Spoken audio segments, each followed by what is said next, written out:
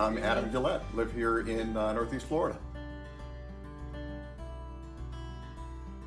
I think I saw a story in the Florida Times-Union or News4Jax or one of those outlets about COVID-19 trials being held here, and I immediately Googled it and found Jacksonville Center.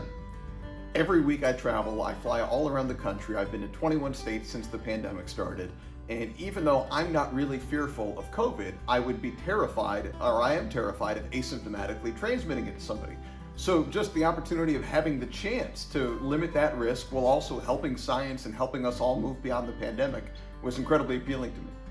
I came on in, signed up, sat, and then they brought me back, and as I recall, they explained to me how it would work if I was selected.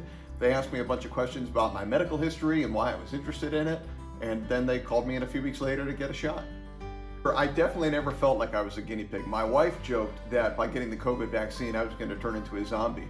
But my family has a big background in medicine, and I reached out to them and asked them their take on it. And basically, unanimously, they said, because it's phase 3 trials, you're basically getting the product that's going to be distributed to the masses anyway.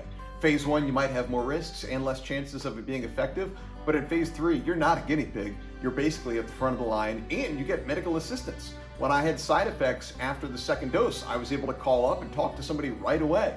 When the masses get the COVID vaccine months from now, they won't necessarily have that opportunity and won't be able to get the treatment and the responsiveness that I get here. For anybody who says, we've got to wear masks to move beyond this, masks are great at slowing the spread. But if we actually want to defeat this thing, a vaccine is the only way.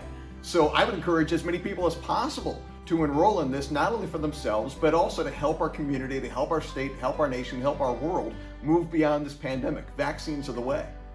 Every time I've come by, they've always been incredibly friendly, incredibly helpful. They've answered any questions that I've had, and the things they didn't know, they brought someone and had them answer for me. It's really incredibly helpful. And knowing that when I have questions, I can call and get somebody right away who can give me informed answers is really incredibly reassuring.